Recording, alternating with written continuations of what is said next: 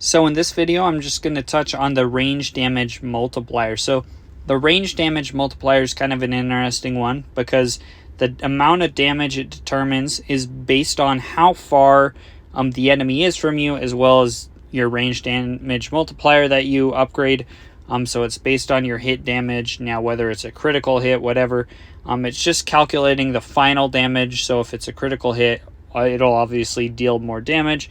But it's determined by how far the enemy is from you. So when upgrading this, it's really important to know if you're on a stage that the enemies can like sneak closer before you're able to see them and deal damage, then the range damage multiplier isn't going to do you a lot of benefit.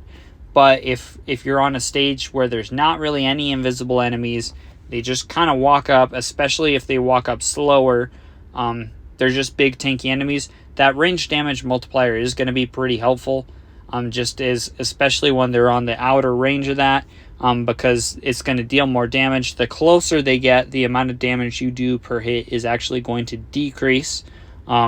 So that's something to keep in mind. So the closer they get, it's not going to help as much, but especially on the outer reaches, it's definitely helpful for just chunking away enemies' health.